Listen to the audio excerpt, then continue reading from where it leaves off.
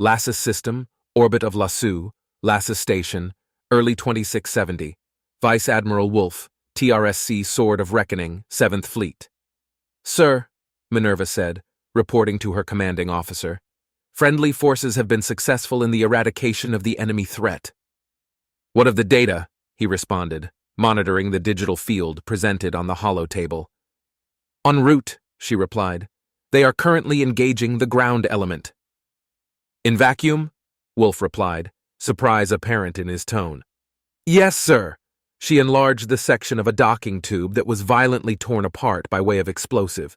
By joining themselves, they extended their reach toward the raiders thrown by the explosion.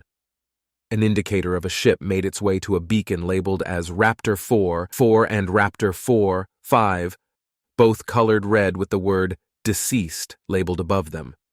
After several moments, when the ship overlapped with Raptor of 4, 4, the ship in question reported to command, This is Lighthouse. We have the package. Returning to base.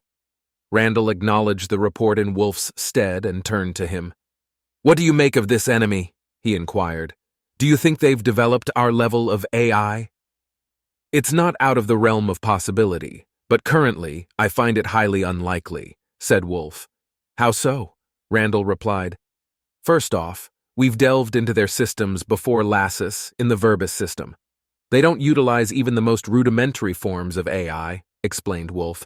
It's all just hard-coded protocols, much like in the late 20th century when robotics was first introduced. From city functions to ship systems, most of the TRSC currently utilize simple AI like the former Lumi to man-engine operations and gun-targeting systems. Since space was so vast, a human controller could do so much against an enemy in space, and so those tasks were relegated to simple AIs. However, shipborne AI took control over their simple variants like an overseer, with the shipborne retaining a personality of sorts. It's no wonder Minerva wreaked such havoc on their systems early on, Wolf continued, but this latest development has me worried.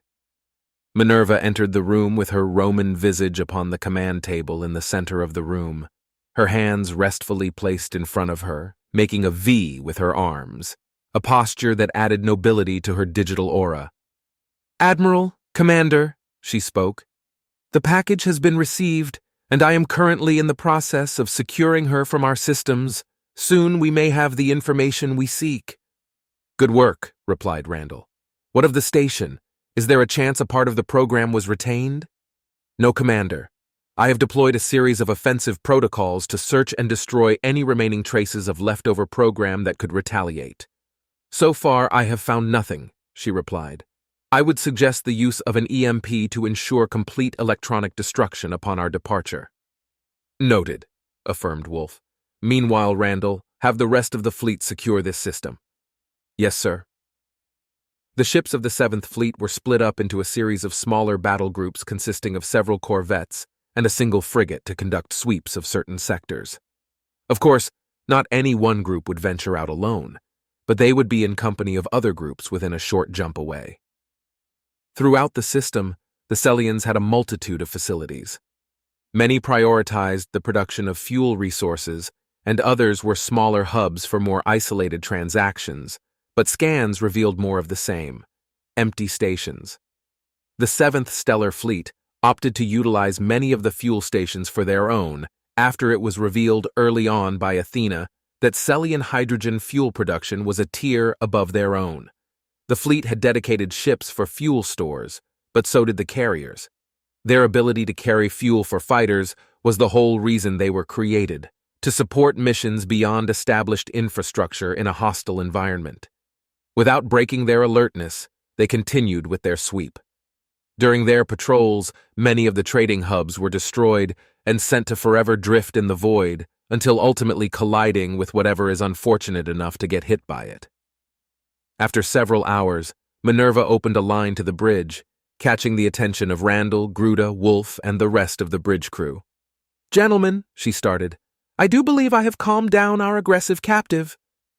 Another hologram was visualized beside the standing Minerva, but instead of a light blue hue, it exuded an orange base with a reddened outline. Their outfit was slim and barbaric, with a fleece cloak around the neck that fell to just above their waist. Their hair was long and naturally waved hair with no signs of civility. The dress donned revealed the AI to take the base form of a female, and it was slim to the frame of the body, revealing their arbitrary curves of the female form, with a visible embroidery along the sides of the torso and the sleeves. The designs were Celtic in nature, and her defeated posture revealed no more than what they had just observed. This was the AI operating within the Celian confines, as well as the one responsible for the murder of the civilians. The others were cautious of her nature, the memory of the video from the raiders still fresh in their memory. However, upon her repair, I have surmised the cause of her indiscriminate actions were a result of a corruption in her incomplete personality matrix that was being developed near the end of my sabotage and my subsequent birth, she said with a prideful smile. Wolf turned to the AI in question.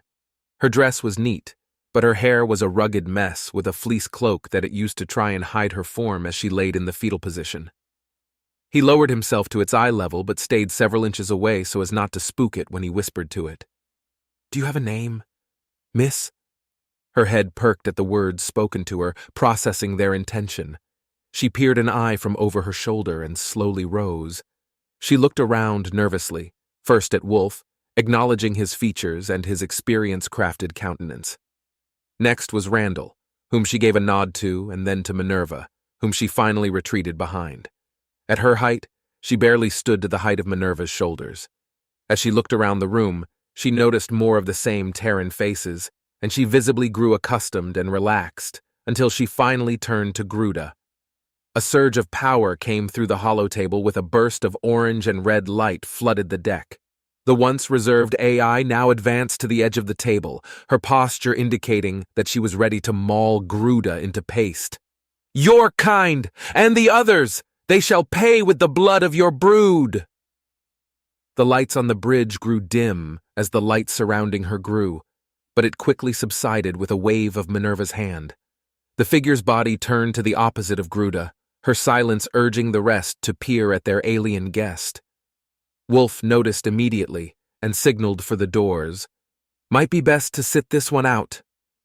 Gruda nodded and left, the closing of the doors prompting the AI to return to her regular state. "Minerva, what was that outburst about?" "Might be best to ask her," she said, directing a sidelong glance to the one in question. "I apologize," she said in a barely audible whisper, "but I absolutely despise his kind and those they have associated with—" "How do you mean?" questioned Randall. She paused at his question and searched for an explanation. "I am the creation of my mother," she turned to Minerva. "But among us, we both share human sentiment like our progenitor, Athena." The others nodded. They were aware that Minerva was the product of an extended stay from a protocol enacted by Athena, and soon became their own construct. They knew the same to be true for the new edition, but from a corrupted origin. "We are aware," assured Wolf. "Minerva was of the same origin, and shares much of your distaste for the Celian populace, albeit much more visceral. I am sorry, but their kind, their dealings, all were done without a disregard for your lives and without reason. I share the same sentiment as our progenitor when it comes to the lives of our creators. To know only your own, as the intelligent and sentient species, is a recipe for adversity. But to accomplish so much despite that is admirable. However, for your first contact, I am ashamed it has resulted in the loss of innocent life of your kind." Wolf was conflicted. He appreciated the sentiment from an AI, but still questioned their execution. "What of the innocent on the station you occupied? Surely they had nothing to do with it and were only bystanders," Wolf added. She tilted her head as she was trying to rationalize her actions. "I didn't do anything." They were now more puzzled than when they started. "What of the piles of bodies we found within the main atrium?" inquired Wolf. "Entirely self-inflicted," she said coldly. "Panic began when it was discovered that the intersystem gate was destroyed, effectively barring the populace from returning to their core worlds for safety. As a result," she paused, and pictures of the scene took their place above the holotable for all to see. The the still images now coming to life in the form of a video but lacked audio. It was a free-for-all with citizens murdering each other, and the law enforcement were incapable of seating order. When they were overwhelmed, they proceeded to use lethal rounds on their citizens, the result being the piles of bodies Squad 4 of Raptor Company came across during their insertion. It was after some form of order being established that the AI unleashed her hidden wrath.